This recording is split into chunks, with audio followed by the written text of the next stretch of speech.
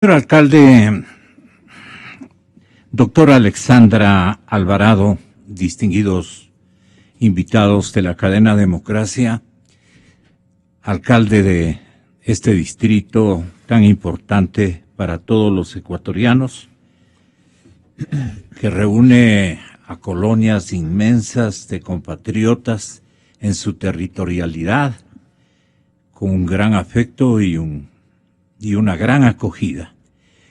Y Alexandra, que tiene la enorme responsabilidad de manejar un instituto de donde, caramba, en un momento dado, Dios no quiera y no permita, podríamos tener un escenario de mucho conflicto. Y eso hace pensar que debemos prepararnos. ¿Cómo está, a propósito, con su permiso, señor alcalde, el tema del Cayambe? Alexandra.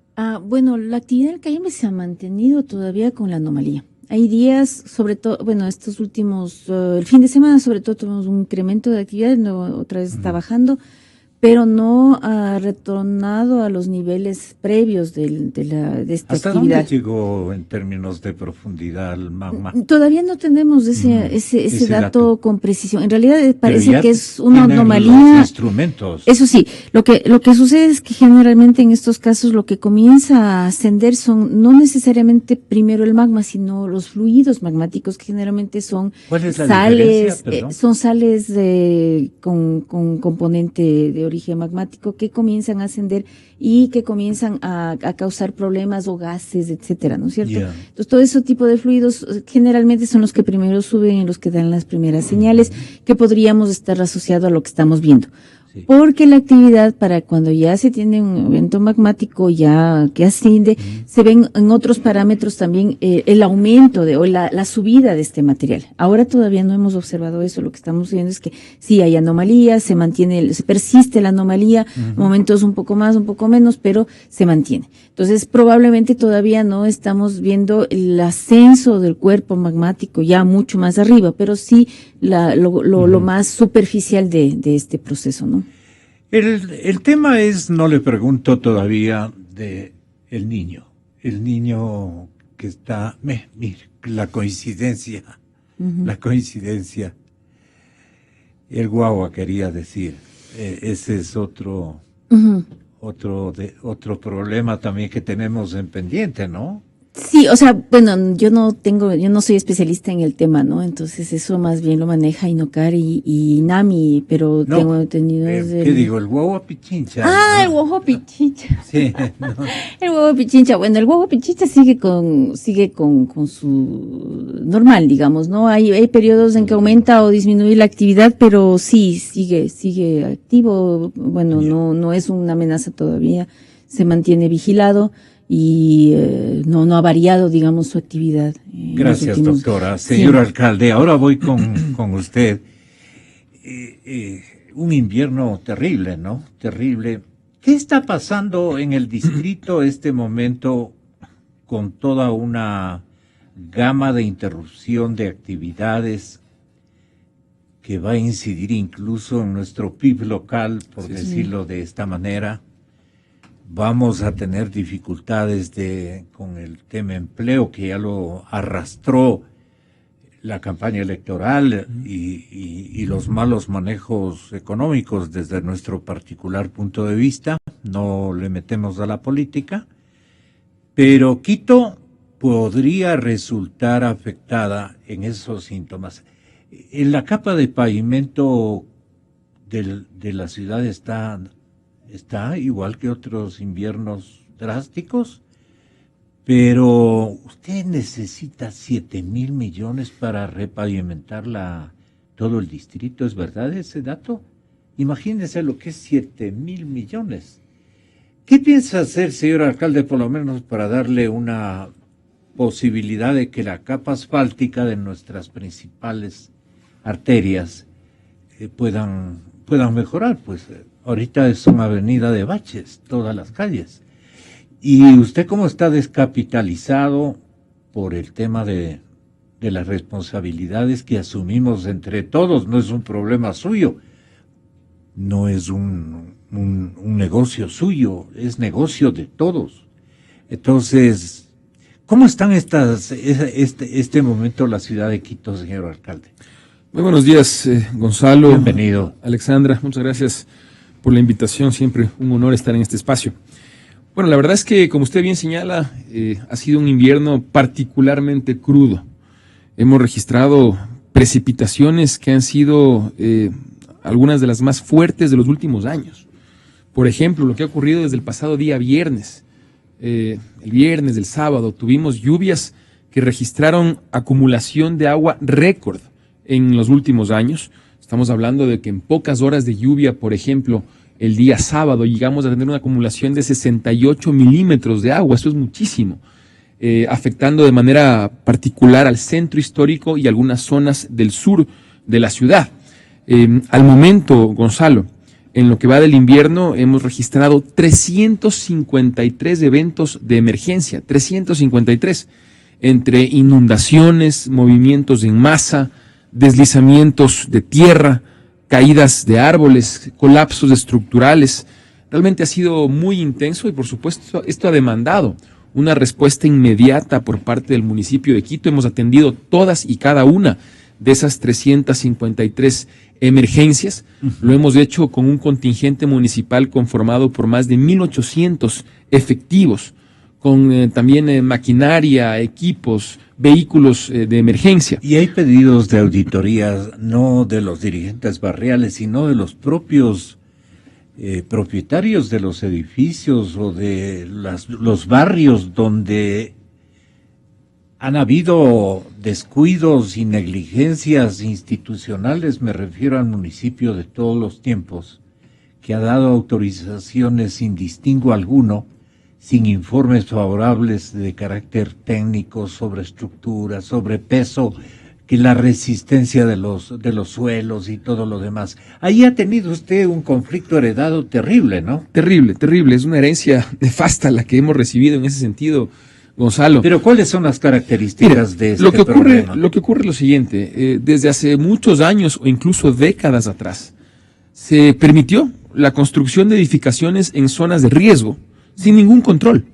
Y hoy eso es lo que estamos lamentando. Por ejemplo, lo que ocurrió en la madrugada del día martes con los orámenes que se produjeron en el sector de Cochapamba, en el barrio Ana María. Es terrible lo que sucedió allá. Pero si lo analizamos, nos podemos dar cuenta que fue precisamente producto de la negligencia, porque en su momento se permitieron edificaciones en una zona de carácter arenoso, como es el barrio Ana María, un barrio con un suelo de carácter arenoso que lo hace tremendamente inestable y por lo tanto representa un riesgo para las edificaciones, porque lo que ocurrió es que tras que el suelo era arenoso, encima, en ese lugar se realizaban actividades mineras de extracción de arena, lo cual entonces lo convertía aún más inestable, y eso, mezclado con los altos niveles de humedad que hemos tenido en los últimos días, provocó estos orámenes en donde en uno de ellos lamentablemente cayó una furgoneta. Gracias a Dios los 4 ocupantes resultaron ilesos. Los orámenes afectaron también la parte exterior de una vivienda en la que residían 3 familias, a las cuales procedimos a evacuar de inmediato. Se encuentran en perfecto estado de salud y el municipio está interviniendo en el sector. Acudió de inmediato al lugar, estableció un puesto de mando unificado y empezó a realizar análisis de estudios con sensores, con máquinas, robots en el subsuelo, que fue lo que nos permitió establecer las causas del problema, lo que le mencionaba hace un momento, el carácter arenoso del suelo. Y también lo que haremos es proceder a resolver el problema a través de la inyección de concreto en el subsuelo, tal como lo hicimos el año pasado en Chilibulo, donde ocurrió algo exactamente igual. Sí. En Chilibulo, usted recordará, Gonzalo, se produjo un oramen. En ese lugar también, décadas atrás, se permitió la edificación de construcciones en un suelo arenoso, sobre el cual además se realizaban actividades mineras que lo convirtieron en aún más inestable.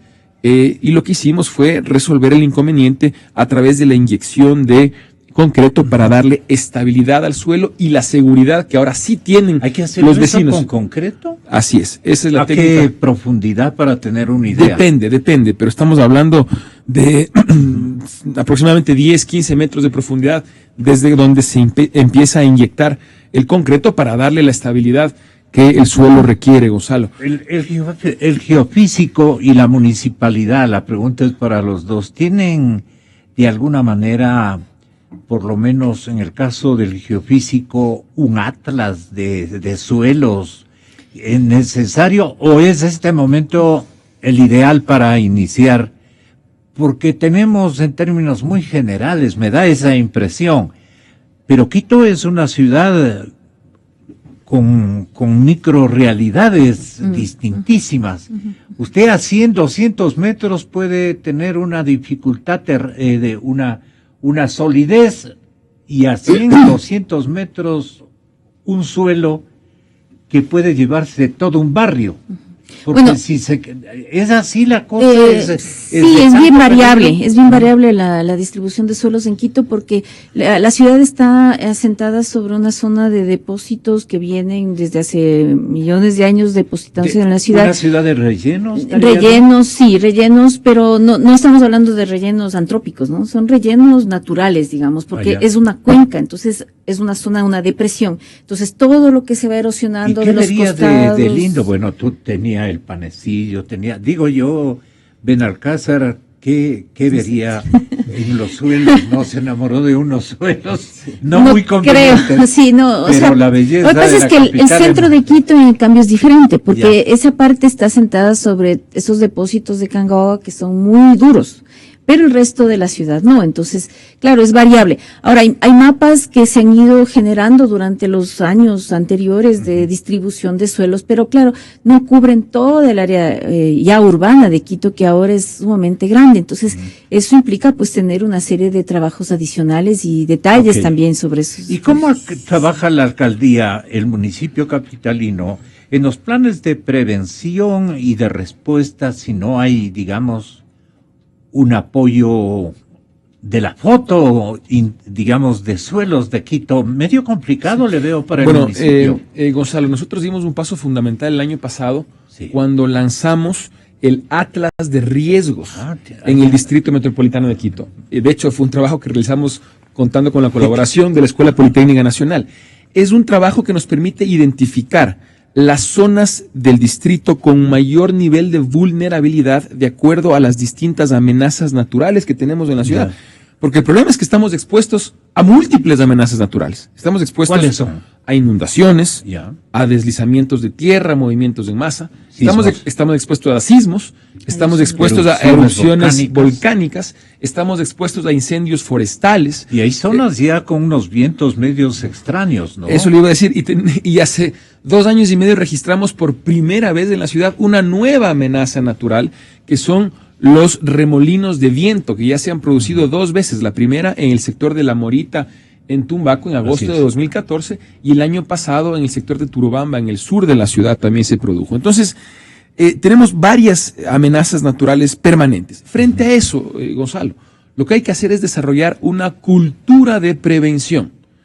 Y para eso nosotros, el año anterior... ¿Para qué sirve una cultura de prevención? Para estar listos, para responder frente a la emergencia derivada de una amenaza natural. Y para hacerlo, el año pasado lanzamos un programa integral denominado Quito Listo. El programa Quito Listo parte primero de tener una sólida base técnica, precisamente a través del Atlas de Riesgos, que le comenté que lanzamos el año pasado, que nos permite identificar qué zonas de la ciudad son las que tienen mayor vulnerabilidad para cada uno de los distintos tipos de amenazas naturales que tenemos. Perdone, en esta parte le pregunto a la geofísica, doctor Alvarado, permanentemente la corrupción administrativa del municipio capitalino, tradicional de paso, desde que usted ingresó al geofísico, que ya son algunos añitos, ¿qué es lo que contemplamos con los periodistas, los reporteros que íbamos permanentemente cuando había algún insuceso en la capital o en el país? Y encontrábamos que barrios prohibidos para edificar. Habían edificado. Y las características y permisos de construcción no eran reclamantes ni prevenían circunstancias como la que después hay que arreglar, pero después del insuceso, como les vuelvo a decir, allí parece que ha habido una corrupción en esos ámbitos de la administración municipal, que no le estoy culpando a su administración. Eso, por eso le pongo de testigo a la doctora Alvarado. Esto ha ocurrido siempre. Sí, no sé si será un tema de corrupción. Yo creo que también es un tema de falta de conocimiento del funcionario y de falta de tecnificación. Para que edifiquen 8 pisos en un terreno prohibido a cambio de unos $10,000, es corrupción. Claro, o sea, pues no tenemos los papeles, la evidencia real de que eso se haya dado, ¿no es cierto? Entonces no podemos no, pero es bien juzgar. Conocido, claro, pero lo que sí también se nota es que hay una clara falta de conocimiento de la parte, o sea, técnicamente los municipios cada vez no tienen oficinas que sean técnicas para que hagan la evaluación. Y que independientemente de las administraciones municipales se tenga, estas deberían mantenerse y tener esa política siempre. Es decir, saber que estas zonas no son necesariamente útiles para la construcción o hasta qué tipo. Y la otra cosa es que, como decía el señor alcalde, el tema de la cultura de la prevención es súper importante porque él es también va a dar a la gente la noción o la necesidad de que aprenda que hay zonas donde no debe ubicarse. Y eso es el problema ahora, porque la gente se ubica en cualquier sitio. Entonces, la idea es que debemos enseñar a la gente, debemos comenzar a trabajar con ellos para que no vayan a ocupar zonas que evidentemente es la apuro, la necesidad y todo, pero son zonas muy complejas de manejar. Entonces, eso es parte de la cultura, es decir, la gente debe también aprender, debe contribuir a evitar ese tipo de problemas. Pero cuando no se quiere contribuir, ¿tiene usted herramientas para castigar, sancionar? Sí, por supuesto. El plan de prevención. Por supuesto, Gonzalo. Pero yo quiero destacar mucho lo que dice Alexandra. Es necesario el apoyo ciudadano para este esfuerzo. Yo quería mencionarle los elementos que conforman justamente la iniciativa que como municipio lanzamos del programa Quito Listo, porque justamente hacia eso nos estamos enfocando. El programa Quito Listo involucra primero un conjunto de acciones de capacitación ciudadana en todos los barrios de la ciudad respecto a qué hacer antes, durante y después de una emergencia derivada de una amenaza natural. Eso es fundamental, que todos estemos debidamente preparados para responder de forma adecuada. Por otro lado, el programa también involucra el desarrollo de obras de infraestructura que como ciudad nos permite estar mejor preparados para una amenaza natural. Por ejemplo, el año anterior, usted recordará, Gonzalo, inauguramos una obra que a mí me parece fundamental y quizá va a ser de los mejores legados que nuestra administración le deje a la ciudad. Me refiero a los pasos elevados de agua que construimos por encima de los ríos Pita, San Pedro y Santa Clara. Esta fue una obra, Gonzalo, que había sido recomendada por la Escuela Politécnica Nacional desde el año 2004. Y nadie hizo absolutamente nada. Especialmente Barrera no le hizo caso. No le hicieron el más mínimo caso a esa recomendación, que es clave. ¿Por qué, Gonzalo? Porque si es que no hubiésemos nosotros construido estos pasos elevados y erupcionaba el Cotopaxi, la ciudad corría un riesgo altísimo de que aproximadamente el 80% de los quiteños se queden sin agua un año. Imagínese usted lo que eso hubiese sido. Devastador. Ese era el riesgo que nos estábamos corriendo por la negligencia de no haber tomado en cuenta la recomendación de la Politécnica Nacional desde el año 2004. Estas cosas hay que decirlas con claridad, Gonzalo. Y nosotros asumimos una decisión responsable de tomar en cuenta esa recomendación y de inmediato construir esos pasos elevados que ya fueron inaugurados el año anterior y que le da la tranquilidad a los quiteños de saber que aún en caso de una erupción extrema del Cotopaxi tenemos garantizado el abastecimiento de agua para todos los quiteños. ¿Hay fuentes de abastecimiento? Porque lo que hacemos es... ¿Qué tarea cumplen, digamos, esos depósitos? Le explico, Gonzalo. Nosotros tenemos actualmente tuberías por debajo de los ríos San Pedro, Pita y Santa Clara. Históricamente por donde bajaría potencialmente el magma. Los lares. Entonces, ¿qué sucedería? Ya. Si es que erupciona el Cotopaxi, los lahares se conducirían por esos ríos y potencialmente destruirían esas tuberías, cortando el abastecimiento de agua para la ciudad. Lo que nosotros hicimos es construir pasos elevados a 70 metros de altura sobre el cauce del río, pasos elevados por encima de estos ríos con tuberías, de tal manera de que si se destruyen las tuberías que hoy están por debajo de los ríos, activamos las tuberías que ahora se encuentran en los pasos elevados, garantizando el abastecimiento de agua para todos los quiteños. Es decir, ahora los quiteños podemos dormir tranquilos, sabiendo que si erupciona el Cotopaxi, de todas maneras tendremos abastecimiento garantizado de agua potable. Estas obras de infraestructura, Gonzalo, y permítame aquí un pequeño paréntesis, son obras que quizás no se les hizo en el pasado, porque son obras que la gente quizás no ve, no siente. Son obras que quizá no son políticamente rentables y por eso no se las hizo en administraciones municipales anteriores. Quizá esa es la razón. Pero son obras responsables que hay que hacer. Son obras absolutamente responsables porque permiten darle tranquilidad a los quiteños respecto a la provisión de servicios básicos en caso de una situación de emergencia. Por lo tanto, estamos muy contentos de poderle dar esto a los quiteños. Y obviamente esto nos permite estar mejor preparados como ciudad. ¿Qué otras obras de infraestructura hemos realizado en este mismo sentido, Gonzalo? Hemos construido puentes, hemos construido pasos peatonales, hemos construido muros de gaviones, hemos construido muros de contención, hemos realizado acciones en quebradas que representaban un verdadero riesgo para encauzar el agua que corre por algunas de ellas, de forma que brinde seguridad a los vecinos. Hemos adquirido vehículos de emergencia, maquinaria pesada, para poder responder más rápido ante una situación de emergencia, entre otras múltiples acciones que son parte de este programa Quito Listo. Le doy un dato. Solamente para el plan de prevención y respuesta ante amenazas en la época invernal, el famoso plan lluvias que está en marcha, solo para este año, nuestro municipio invirtió más de 14.7 millones de dólares en dicho plan para poder responder de mejor manera ante las emergencias. Y qué bueno que lo hicimos, porque fíjese el invierno tan crudo que hemos tenido. Y por supuesto el haber invertido esos recursos en obras de infraestructura, en equipamiento, en vehículos, en herramientas, en capacitación de personal, en limpieza de sumideros.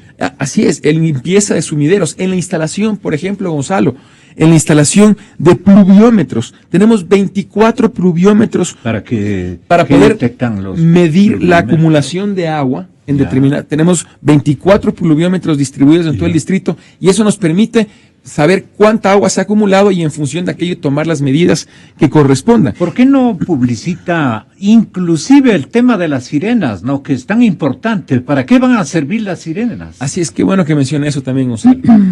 Parte de las acciones, nuevamente, de este programa Quito Listo, que es nuestra estrategia integral de prevención y respuesta a amenazas naturales, involucró la instalación del primer sistema, en ese momento, el primer sistema de alerta temprana en las zonas expuestas a riesgos de lahares por una erupción del Cotopaxi, las zonas de riesgo en el Valle de los Chillos y en el Valle de Tumbaco. Estos sistemas de alerta temprana son los más modernos del país, con tecnología de punta, y permiten precisamente orientar a los ciudadanos en caso de una erupción del Cotopaxi, no solamente alertarlos con la alarma para que evacúen sus viviendas, sino también se les va orientando con mensajes que se difunden a través de este sistema de alerta temprana. En la misma parlantería. Así es. Sale ese software, digamos. Hay un operador desde el ECU 911 que va orientando a los ciudadanos, va diciendo qué es lo que tienen que hacer en función de lo que ocurra en la emergencia. Entonces, son acciones, insisto, Gonzalo, que nos permiten estar mejor preparados como ciudad y cumplir lo que para nosotros representa una prioridad, que es precautelar la seguridad, la vida de los quiteños. Para nosotros esa es la prioridad y no estamos escatimando ningún esfuerzo por lograrlo. El tema también es los retos, doctora Alexandra Alvarado. ¿Cuáles son los retos que tiene la ciudad? Bueno, son varios, ¿no? Justamente ahora el propósito también de esto era el mostrar que tenemos un convenio que se firmó con la Escuela Politécnica Nacional para justamente trabajar en varios, o sea, de alguna manera formalizar lo que ya se venía haciendo, pero sobre todo también generar nuevos proyectos que permitan hacer mejores investigaciones en algunos temas o en algunas ramas, como son el tema del análisis de los suelos, el tema de las edificaciones, el tema de deslizamientos. Es decir, la idea de este convenio es obviamente los riesgos que nosotros podemos manejar como escuela, que podamos aportar al conocimiento de la municipalidad y que con eso ellos puedan tomar las medidas o acciones que se necesitan para poder mitigar o prevenir ciertos fenómenos que pueden ocurrir en la ciudad. Yo quiero ¿Cuál es la cobertura de las sirenas? Perdón, señor la cobertura. Sí, las sirenas, bueno, como dice el señor alcalde, están destinadas para la zona de Lajares con el volcán Cotopaxi. Exactamente, entonces esas están obviamente a lo largo del cauce del río San Pedro, que ya es la parte San Pedro y un pedacito del Pita, porque el resto es municipio de Rumiñahui, y van hasta el valle de Tumbaco, por donde pasa el río San Pedro.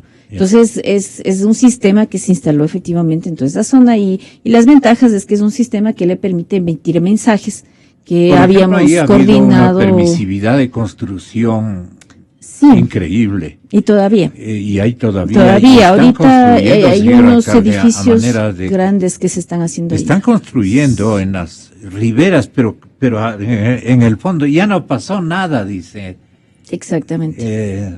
Construyamos nomás. A ver, Gonzalo, sobre eso yo quiero primero destacar lo que mencionaba Alexandra. Efectivamente, el día martes suscribimos un convenio de colaboración entre el municipio de Quito y la Escuela Politécnica Nacional para, como bien dice ella, institucionalizar algo que ya venía ocurriendo, porque ya han habido varias acciones en las cuales hemos contado con la colaboración, con el apoyo técnico de la Politécnica, del Instituto Geofísico, algo por lo cual, por supuesto, estamos muy agradecidos y muy contentos.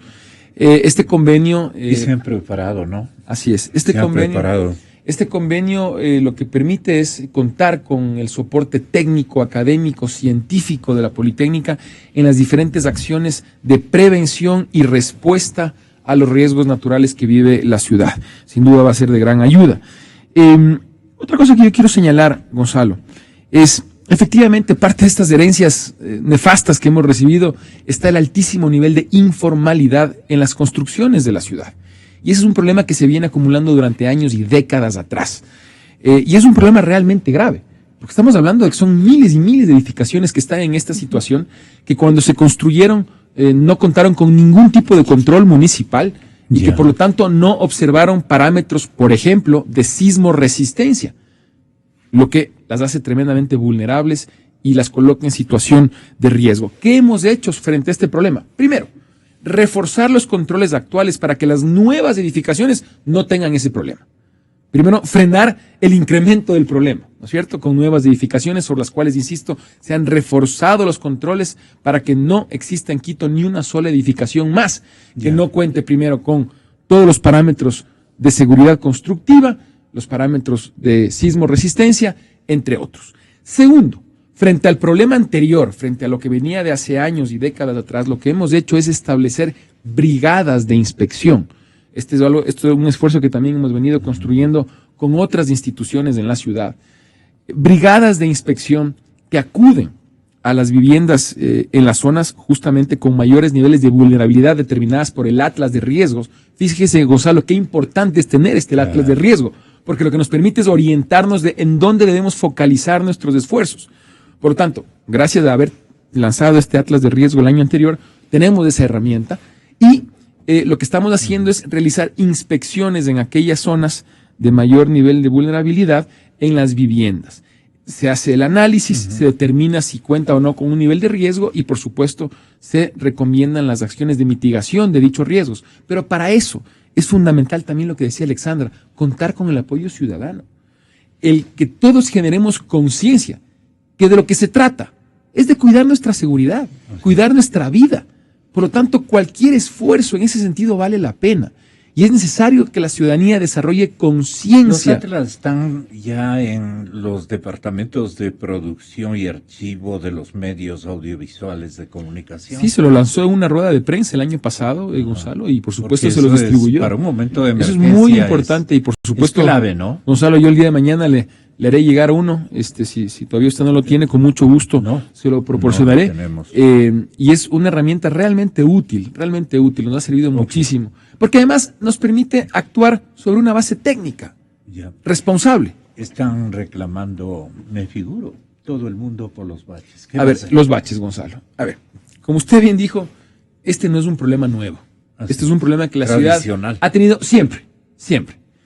Cuando nosotros llegamos a la alcaldía, de las poco más de 11,000 calles que tiene la ciudad, el 80% estaba completamente deteriorada. El 80%, Gonzalo. ¿Por qué? Porque en su momento no se le dio el mantenimiento adecuado. El esfuerzo de reasfaltar la ciudad como se debe, en efecto, demandaría una inversión, como usted dijo, de varios miles de millones de dólares. Esos recursos que obviamente el municipio no tiene. Y peor en estos momentos de dificultad económica que vive el país. Por lo tanto, ¿qué hemos hecho? Por un lado, multiplicar nuestra capacidad de respuesta. Cuando llegamos a la alcaldía, el municipio tenía menos de 10 brigadas de mantenimiento vial. Hoy tenemos cerca de 30 brigadas de mantenimiento vial. ¿Qué quiere decir eso? Más equipo, más vehículos, más personal dedicado al mantenimiento vial, al bacheo y en general a diferentes acciones para mejorar el estado de nuestras vías. ¿Qué otra cosa hicimos? Pusimos en funcionamiento la planta de asfalto del EMOP, que durante años no funcionaba, porque estaba dañada la máquina.